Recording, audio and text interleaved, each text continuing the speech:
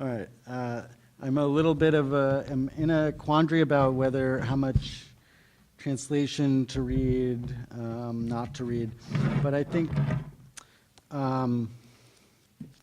yeah, I think I'll read a little bit of Vvedensky and Harms to start with. Yeah, and then I'll read some of my own work. So Rick mentioned these two writers I've been translating in addition to other mostly early 20th century Russian writers that I work on. These two writers having been born in Petersburg and grown up in Leningrad, which was the same place under a different name, and in the 20s studied with artists like Malevich and a number of other Russian futurists, constructivists, and had formed a kind of loose performance and poetry collaborative called the Association for Real Art in the late 20s, and which only lasted a few years because the avant-garde was basically curtailed in many ways by the Soviet, the new Soviet culture and its return to conservatism in the early 30s, and its emphasis on socialist realism as a official style. So these guys were kind of underground and writing underground. They were publishing as children's writers, and that was their main livelihood. But their own work wasn't published till much later, and much of it is, especially with Vvedensky, much of it is lost. I'm going to read a little bit from an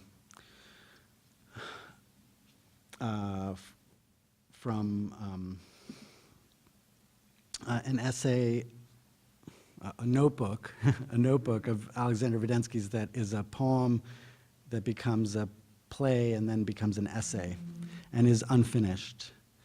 And I'll read it just maybe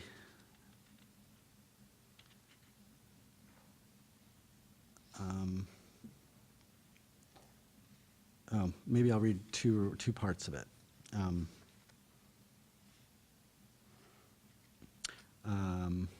Okay. So this is Alexander Vvedensky, The Gray Notebook, Animals. A shoddy dawn arises, the forest wakes, and in the forest, in a tree on a branch, a bird gets up and starts to grumble about the stars it saw in its sleep. And with its beak it knocks on the heads of its silver chicks.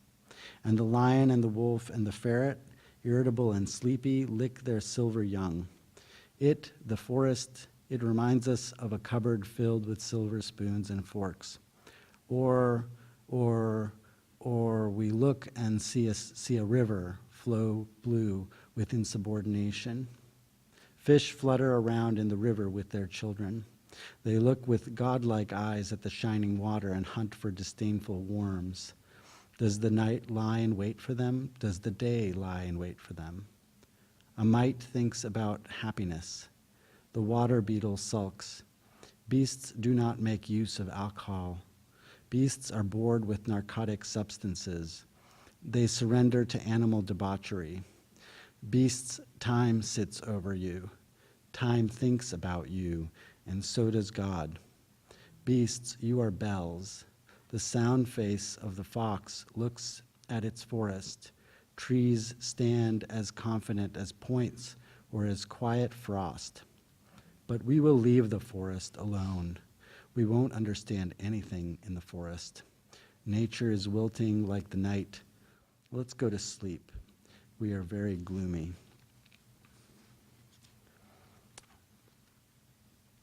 Well, that's a gloomy note to end on, but that's Vvedensky. Maybe I'll read the poem that begins the Gray Notebook. Above the dark good sea, the boundless air rushed here and there. It flew like a blue falcon, silently swallowing the night's poison. And the air thought, everything passes. Rotted fruit hangs by a string. Like a dream, the star arises, the bee immortal sings. Why shouldn't man, like death or stone, Watch the sand without a word. The flower longs with its petals, and thought descends upon the flower. And the air swept the sea as if the sea of metal be. This hour the flower understands the forest, sky, and diamond. The flower is a jerk, a leafy grove. We watch it on our right. As long as we are still alive, we'll snip it with a knife. And the air swept the sea as if the sea of metal be. The flower's wiser than the man. It asks to be given a name. We name the flower Andre. He is our peer in matters of the mind. Bugs and birds around the flower moaned aloud like forest cups. A river ran around it, sticking out its stinger, and the ants and the butterflies ring like bells above the flower. The nightingales cry pleasantly, tenderly flying over the fields, and the air swept the sea as if the sea of metal be. So that's a little bit of pastoral Vvedensky. I think I'll read two pieces by Harms. I'm borrowing Rick's copy, so hopefully I can find. So Daniil Kharmsand, also born like Vvedensky, or the year after Vvedensky. So Kharmsand was born in 1905 and died in 1942. Like Vvedensky, he met a fairly tragic death in the early 40s under different circumstances, but as many of their colleagues did, they died rather gruesomely.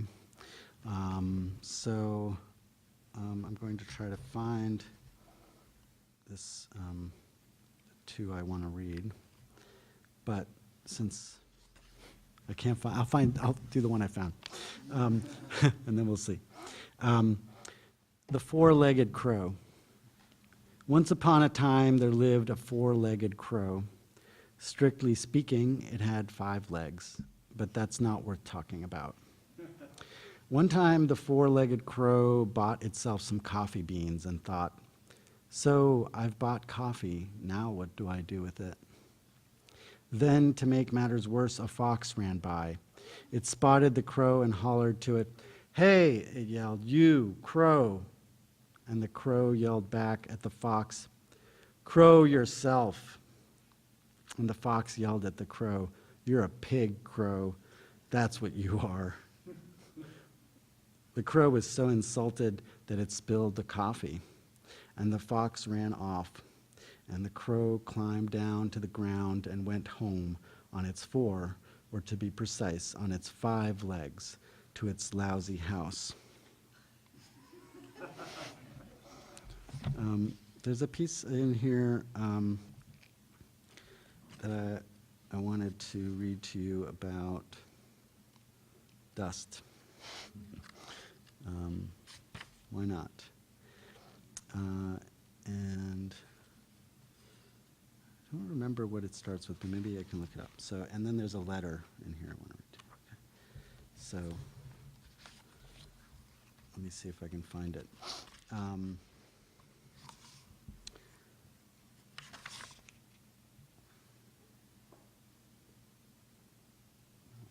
Yeah, 262.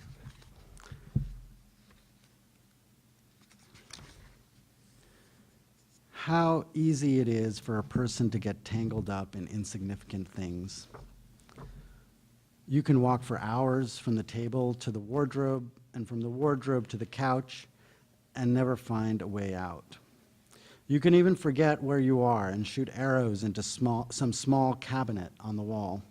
"Beware, cabinet," you can yell at it. "I'll get you." Or you can lie down on the floor and examine the dust. There is inspiration in this too. It's best to do it on a schedule, in conformity with time, although it's difficult to determine the time limit, for what are the time limits of dust? It's even better to gaze into a tub of water. To look at water is always good for you and edifying. Even if you can't see anything in it, it's still good. We looked at the water and saw nothing in it, and soon we got bored. But we comforted ourselves that still we had done a good deed. We counted on our fingers. But what were we counting? We didn't know. For is water in any way countable?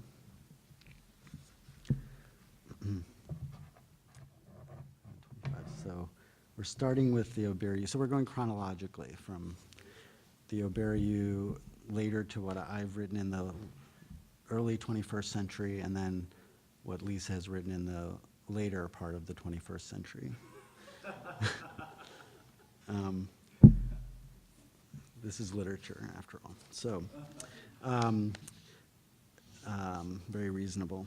So, I think I will read this letter from Daniil Kharmsand, and then I'll read some of my own poems. Why not? I was speaking earlier today to people about translation, and maybe none of them are here, but they would have appreciated it.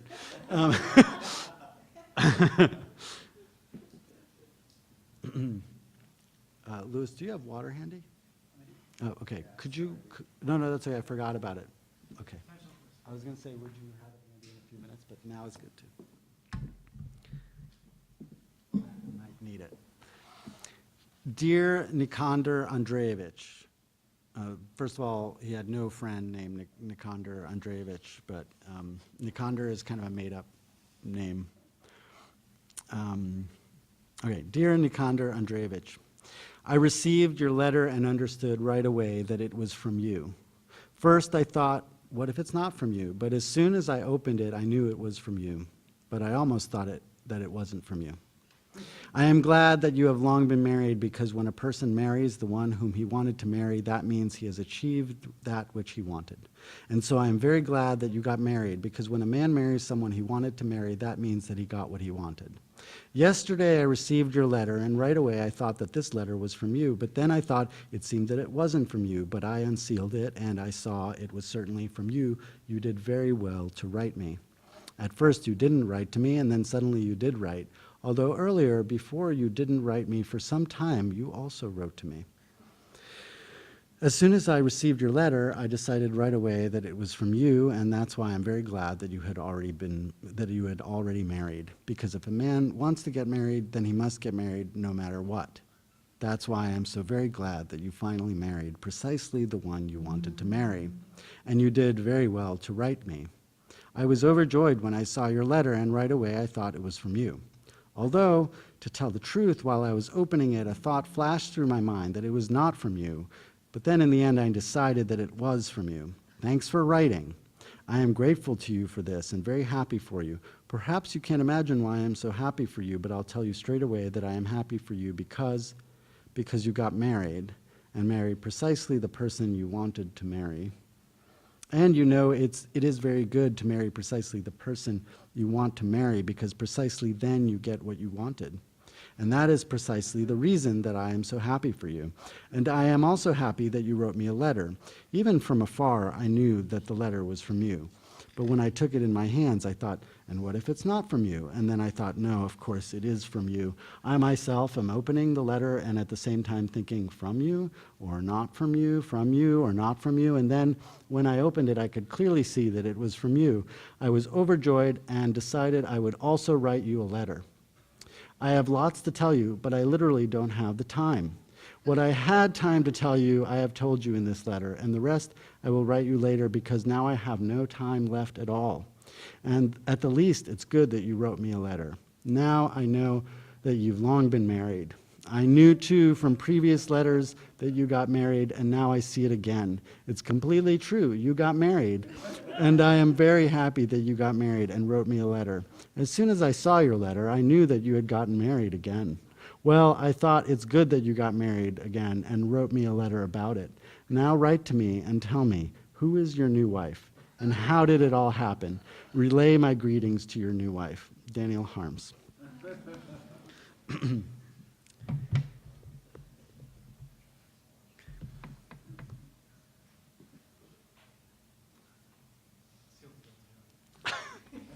Is there a combination lock on it?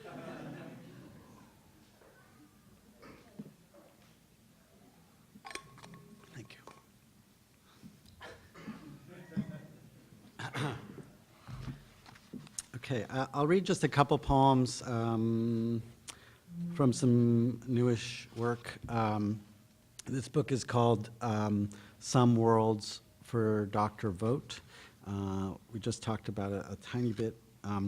And I might just read this section that has an epigraph from Daniil Kharmsand, who I just read from, that goes like this. Well, it's a long poem and has some epigraphs strewn about it, little quotes from other writers to kind of signal different parts of the long poem, and this is somewhere in the middle.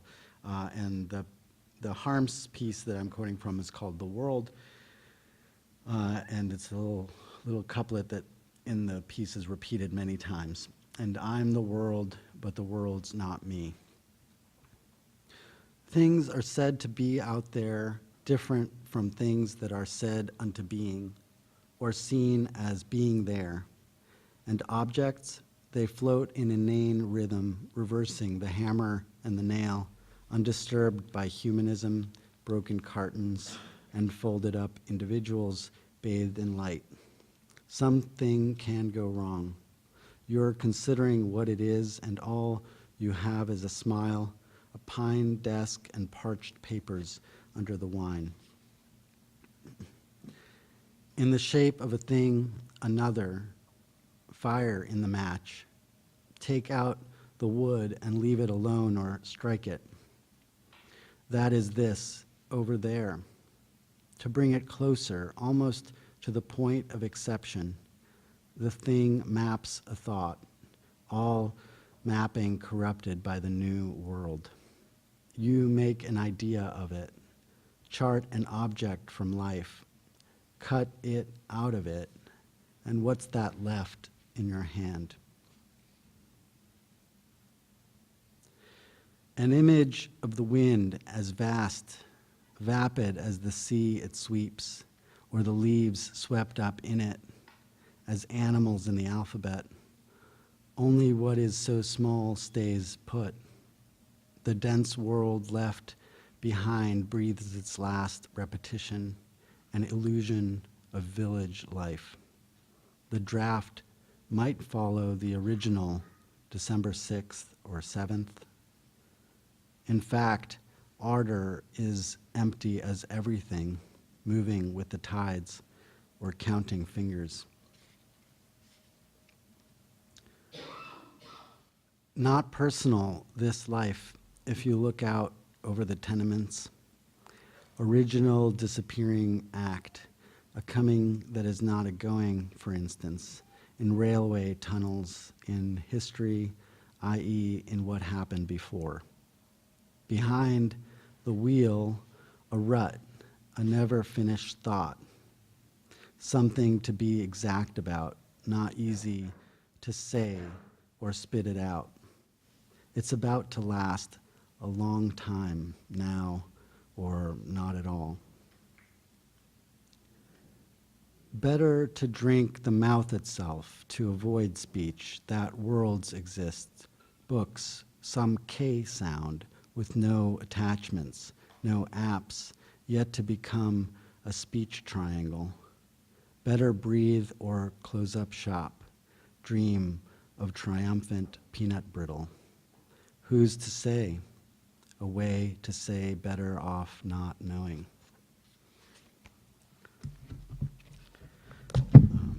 So that's Some Worlds for Dr. Vogt. I should have said that I don't know who Dr. Vogt is exactly, so I might have mentioned that to those of you who were in Rick's class earlier, but yeah, so if you missed something, it's all right.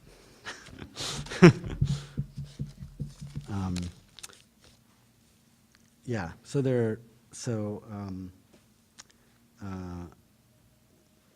fuzz, scarf fuzz, it's that season. Speaking of scarf fuzz, here are some poems about winter. So I'm going to read a few poems. Okay, how do you feel about time? I'm kind of remembering sort of, how are we doing? Okay, so I'm just going to read a few poems from some new work. I'm still working on this group of, I don't know what it is exactly, but poems. So they're kind of still in progress, and much of them, many of them. And you'll notice that they all start with a line that has the word winter in it. That's pretty much the only constraint, if you could call it that. Can I borrow your water? Seems I need it between sections.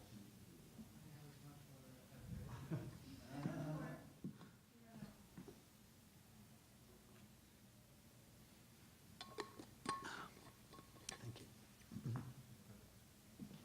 Okay, so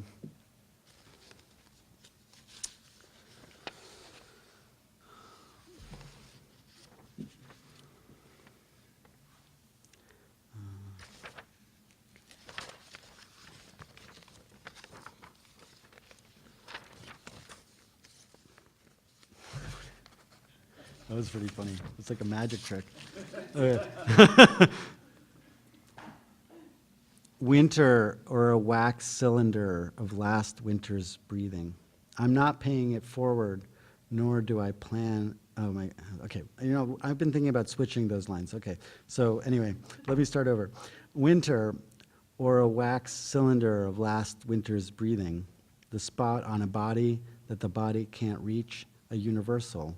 I'm not paying it forward, nor do I plan to pay you back.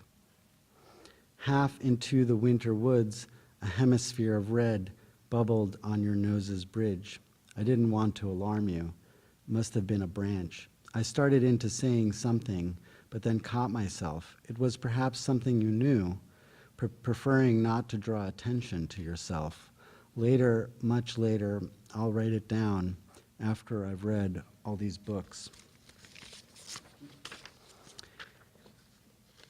It is winter, a grammar with no relation to me, diagrammed, disconnected. I can't call these sentences my own, not that I'm that important. It's tough to be a sentence in winter.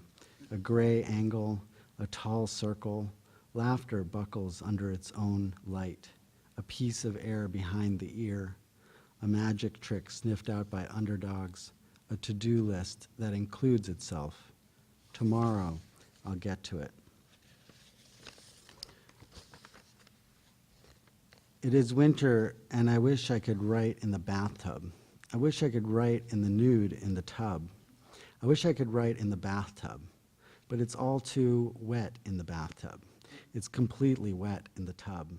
It's much too wet in the water in the bathtub. All my thoughts are wet in the bathtub. All my thoughts are wet in the water in the bathtub. They flow in the water in the tub. My thoughts flow in the bathtub. My thoughts flow in the water, in the winter, in the tub, down the drain.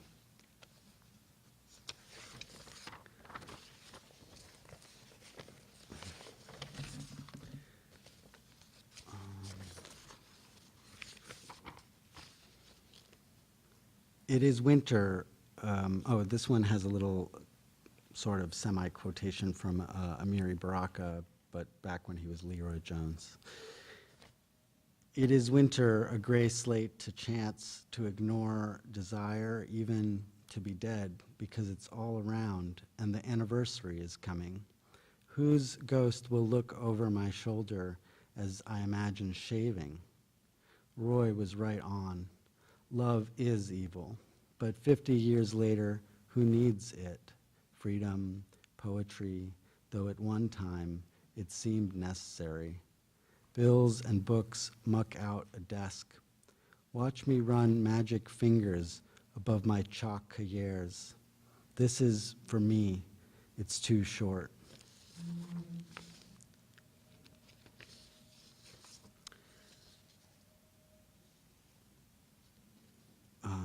Apologies to my friends who heard a couple of these before. Winter might pray to green trees to see the star that will bring that season in which I sit metastasizing in my briefs by the breeze of a blue fan with some same complaints, so that if you came upon me there now, You would not recognize me, but it's me. The curve of my back, same emails, same friend, requests ignored. Should I give up because Martians don't speak through me? I'm observing this lack of purpose proliferate in my cell walls. My whole awareness is of distraction, doubt. The erotic verse will get me a residency or exile on the Black Sea where I'd stare at brutal resorts built over the beach. Can't say I'm fond of coercion, but every night I try to do something meaningful and break what keeps coming back. What vulgar astrology would read me? I tied up a sack and anchored a word to the bottom of water. It's a syntax, but it's not a life. I realize this one is a little bit risque, so I hope you'll be okay with that, right? We're all philologists here, as someone once, as Anna Akhmatova once said.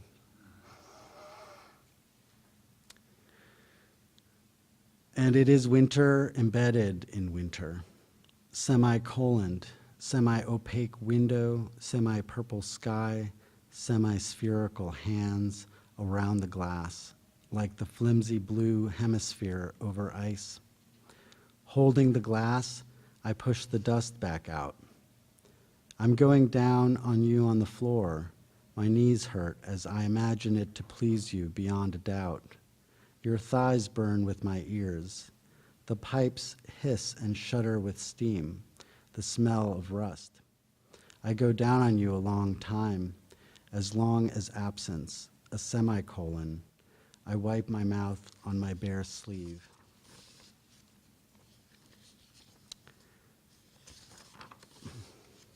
Switch here.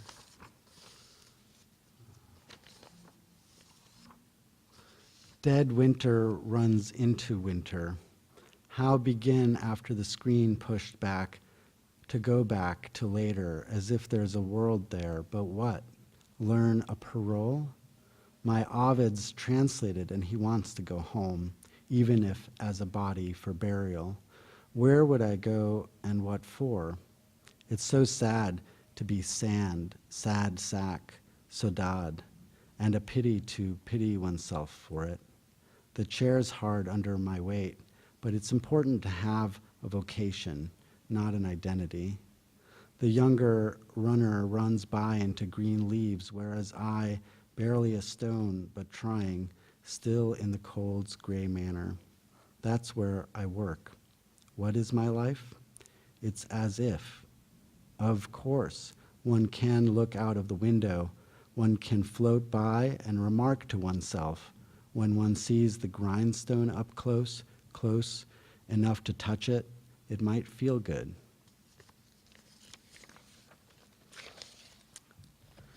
I'll just read one or two more.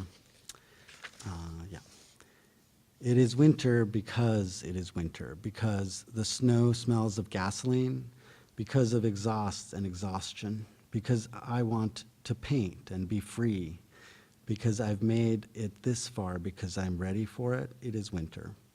It is winter because it took me a year to sculpt this sentence. Because it's winter, and because I'm slipping, it's winter, so it's winter.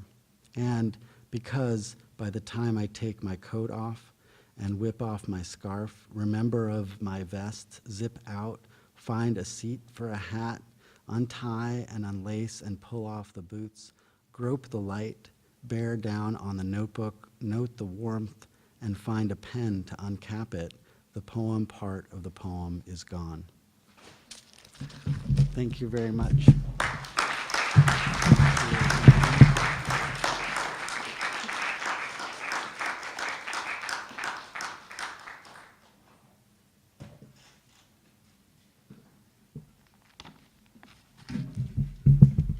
Thank you so much, Matvei. That was.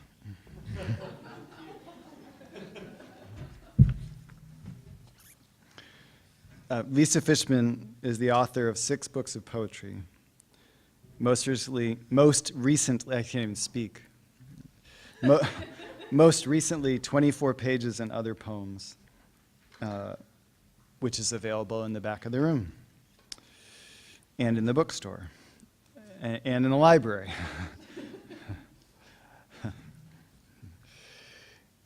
The first Lorene Niedeker poet in residence in Fort Atkinson and Black Hawk Island.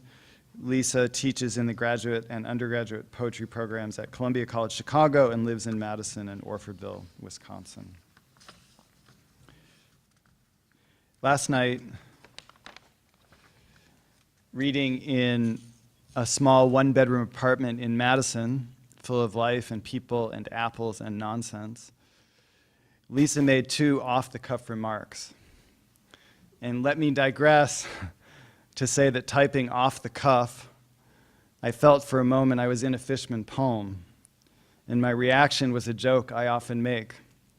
Off the cuff, that should be the title of your next book. And as always, the joke is on me, because the power of the work is to make such phrases come almost frighteningly alive. Frightening for a moment, because it seems one can't escape these poems, this book, that putting it down continues in what one hears and reads and observes. But that one, see now I've written 1B to be frightened. What did I mean? But that one finds that to be frightened at the sight of a tree after having seen a particular leaf, it's as if one were frightened at the sight of a tree after having seen a particular leaf, when actually one laughs. The sky isn't falling, the tree isn't, the book is instead is treeing. So instead of being trapped in the book, one is back in the world. Was the point of that digression. So pardon that digression. But what else are introductions made of? And allow me to finish the introduction with two remarks Lisa made last night off the cuff of the world. First, of a new poem. This poem is so new, it's in tatters. And second, of an older book, chosen because of the presence of a young person in the audience who was also in the book, to read it to him, as it were. And of that older book, which is of course called Current, Lisa said, I haven't read this in a few years, so it's new.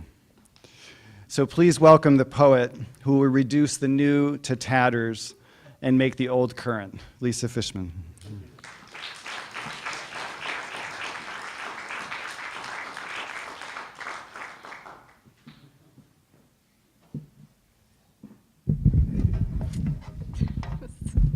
Scary big orange thing.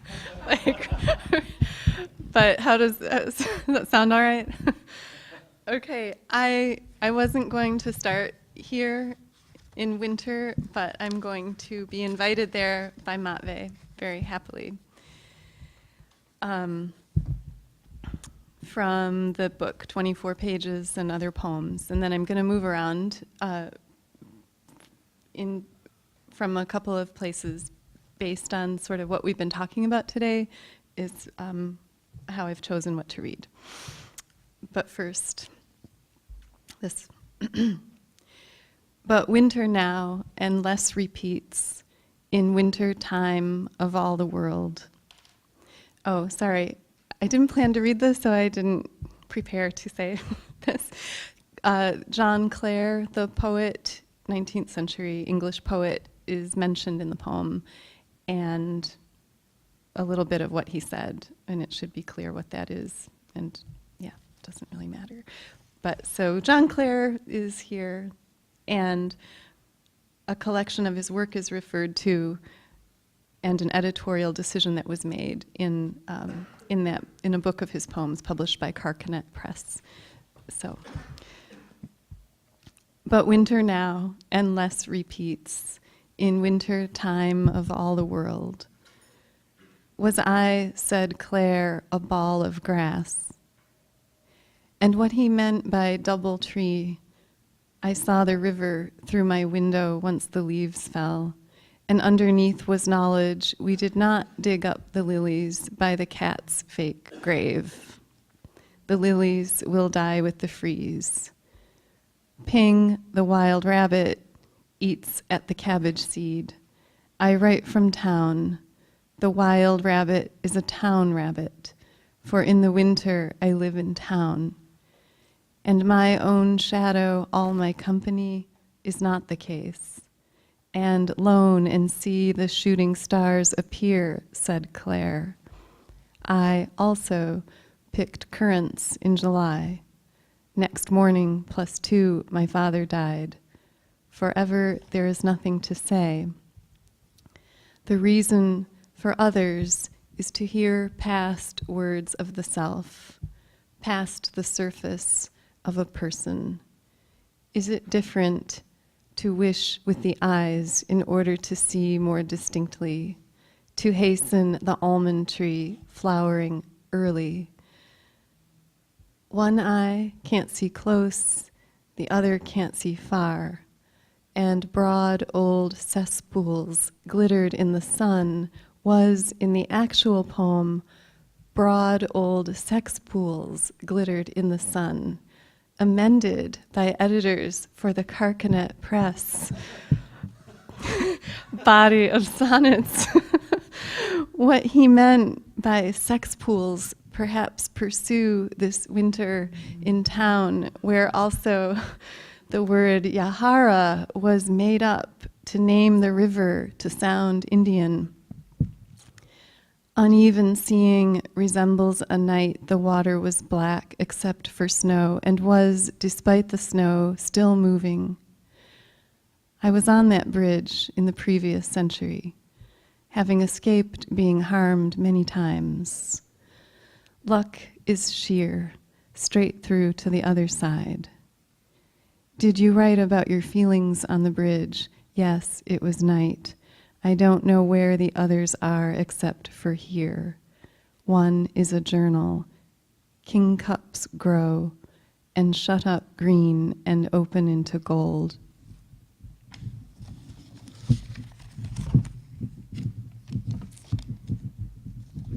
And so we were talking about names at one of the times that we were sitting across the table today. And it's kind of a blur, like which time was that? But this is turning. Okay. So I'm going to read a few poems from the Happiness Experiment. And take apart the music stand. To work my way into a couple poems from this book that seem related to that conversation after the fact. But not right away. The locust appears harmless in a round room under your dress. The dancer orchid resembles a boy with yellow skirt flared out as if a window could be made of straw. Tess cuts the grass. The noted weed you see, don't worry when you close your eyes. It's only a cabbage moth, magnified many times.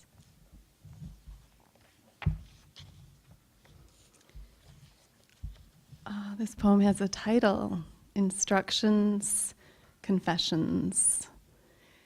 Then raid the larder of licorice. Then leave the gun where you found it in the woods behind the house. Then peel off some birch bark to save it for paper and lose it among the hairpins on your mother's shelf. Then find the accounts of the body in Aeneas Nin's 2 volumes, one for pleasure, one for sorrow. Then sing for your supper down among the willows, wearing many buttons on your 2 white blouses.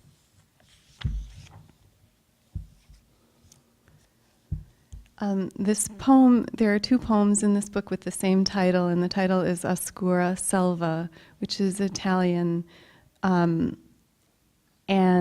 when I read that phrase at the beginning of the Inferno, I saw those words, Oscura Selva, and of course it looked to me like it must mean obscure self. not knowing Italian. And it's just kind of dwelling in that misapprehension of that phrase. Because really all it means is dark wood or shadowed forest. The selva is the woods or forest, and oscura for dark. Oscura selva. The child has one body, including the mother's. Who is richer than the owl? Who is who? The child has one body and 5 words to memorize. The queen is in a rowboat, forgetting her 2 bodies. Including the mother, an echo's rooms are 5. Who is at the theater, designed around the doors? How very many names you have when you are loved. But it was a story about the leaves you were turned to, but it was not the leaves you were listening to and fro. Still, I remember the altered figment, goat on a trampoline, mule in a field. You should keep going into the tree.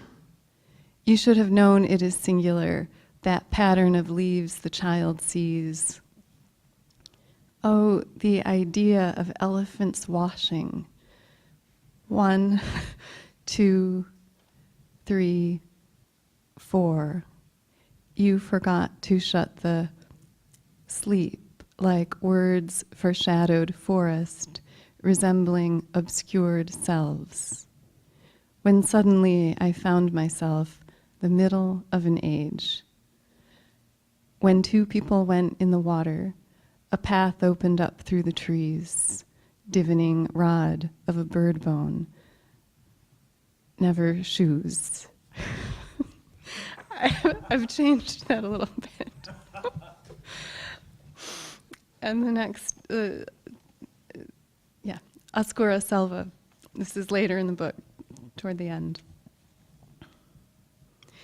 What you, shadowed forest, didn't say about descending like a seahorse through a pool within a sea, about the dark wood motherhood tipped over in the bed. The tree was painted upside down, the wolf a bonnet on his head. The wrists were turning underwater, were a plant made of the sea. The paper to write on must be scrap, the traffic in it shaken onto felt. And called you then, the floating fell away, the spider veins stayed wrapped around the wrist, still made the sea evident at moments, sounds being made, Marjorie, Barbara, Ruth, Sophia, recurring, wearing glasses. No one told me la at the back of the throat is newly born occasion's cry. Cannot say disaster held at bay, not one or the other, terzarima going sledding, or try to sneak away. What needs to be thought about contains.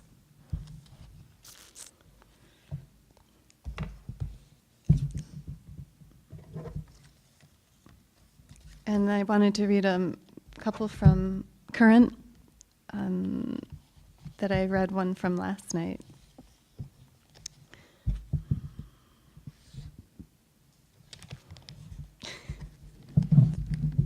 This didn't seem to move for Matvei. It's like alive.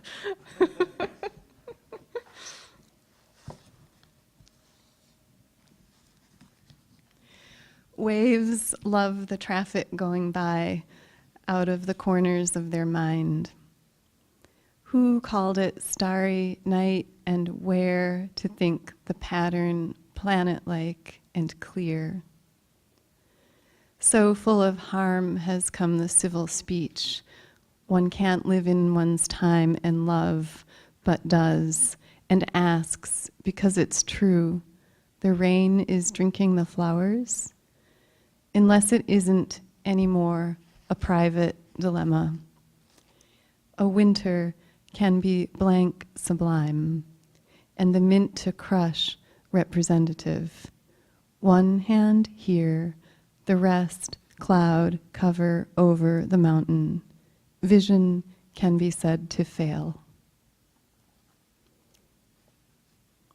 And the next poem makes use of a way in which William Blake signed a friend's guest book. You know, when people went to each other's houses, they signed these books. And he drew this wonderful picture. He's sort of floating, and he wrote his signature all around the page. William Blake, born, whatever his birthday was in December. Of course, he was a Sagittarius. Born December something, whenever. Born and has died several times since. And it's better than the poem, but that's where the poem comes from. My poem. Because the water carries voices differently across the water, has anyone intended that? Or the white moth in the sunlight where the parsley grows? Immense activity of flies and bees. The ocean can be green or black or gray or blue, but can the ocean be a white moth on the planet in the garden, or one that flew very much in the pleasure of good company, born and has died several times since? We stepped into the sunlight I was walking toward. The many times one looks across the fire at the opposite, and he was some people we wanted to know, to keep recording what was said at 4. What time is it? A red thing, unlike power, more a message you could carry in your mouth.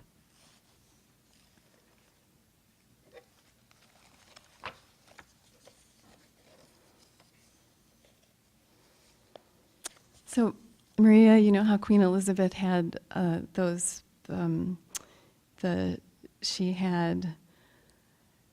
she would go out, they would go out in the pleasure boats, and there would be this dolphin that was built to float in the water that had a whole band, orchestra inside of it, playing music out of the dolphin. I read about that as a fact about the Renaissance.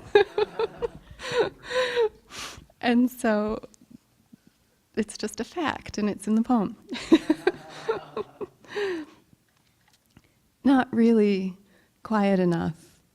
The owl in the hula hoop looks fine without my glasses. Now I have them. Inside the mechanical dolphin were woodwinds for the queen. It's summer, so you know a place for making. Do you now fill all the jars with pickles and all the jars with jam and all volcano molds with vinegar and soda on the table for a person turning 6? In the long museum hallway, they have moved the suits of armor.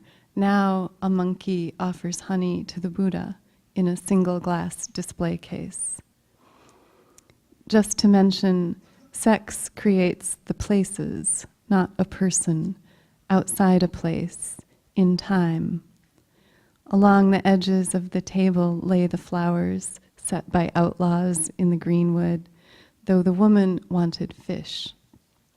And got it, silver burden in a net. It's something I'm reading with a person only 5, not a Pisces, but he peers at the small ink illustrations of the table with the flowers on the edge. That was Robin Hood. Just a couple more from here, and 1 or 2 from the other book. Fastening the wind to the shape of the wind to the turn of the wind. The corn grows in corners, in squares, the roads too. In a fell swoop, the school came down, the mind at fault, the bricks could be pictured there. had been looking around in the time around the time, may want to say chime, or the name of the cats, Tom Horn in the chanterelles, the fluted mushrooms, nothing known to be that orange. Often in love with two or more guests in attendance, the field has a particular imaginary charge. My dear, the foxtail by the road resembles foxes' tails specifically, but briefly, in a light also fox-colored. Didn't mean to write it down.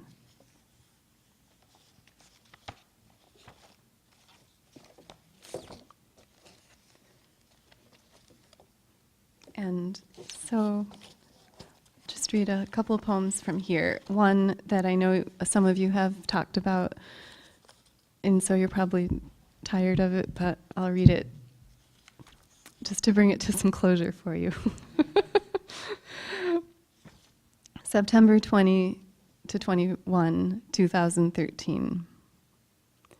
It would be better if we were outside. Lisa, Tiana, and Sam. On Friday afternoon, on the second day of fall, at 4:30 and all. Whoever you are, what do you know?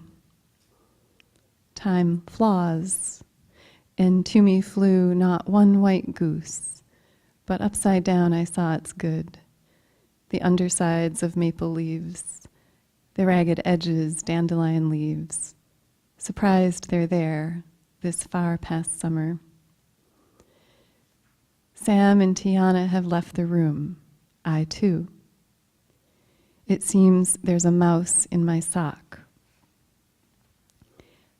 24 times or 24 centers in the Taoist body.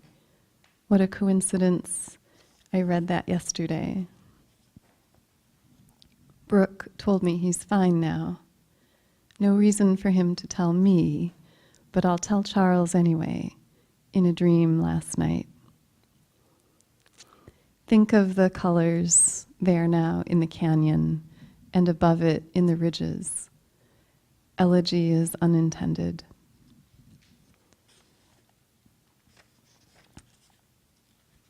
So, I'll read the first couple of bits of Amtrak, Orfordville, Riverhead, and then the last poem in the book. And where the sun was not on the water, it had been a while and it changed. Sky, am clear, say, come here. Crown, paper, and bag company, paper merchants.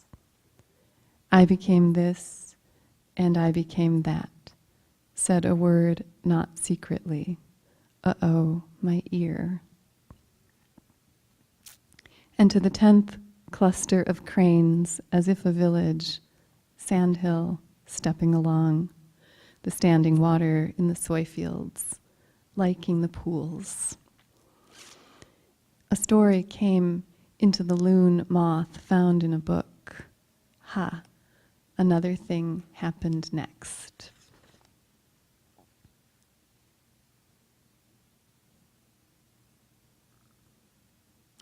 Into the river a stone's throw quiets the loss. Distant, close, two of the categories. We make you up out of the water, unowned. Whoever died in the morning, more to go.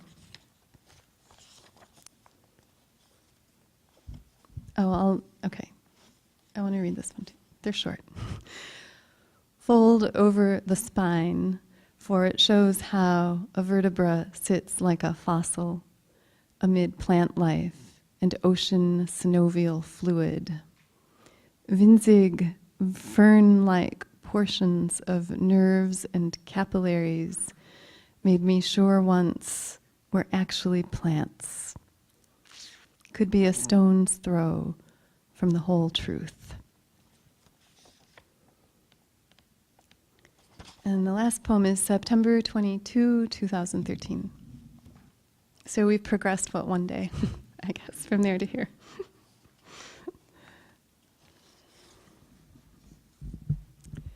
And there's a name of a chicken that appears in the poem. I don't know why I've become self-conscious about specifying that the name that you hear is that of a chicken. It's probably obvious. September 22, 2013. Oh, yeah.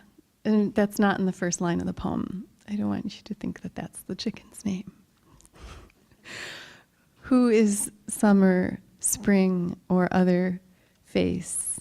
The beats are overwhelming. Can't possibly be pickled, grilled, or eaten all through autumn.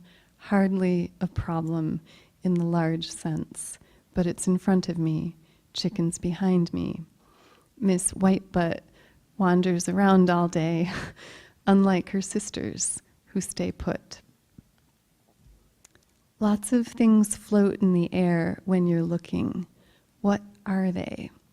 Bits of things. It actually seems like zillions of things in the bright sun, zipping around both up from the ground and down from the sky or wherever. And the white pine needles are tingling out. Thank you.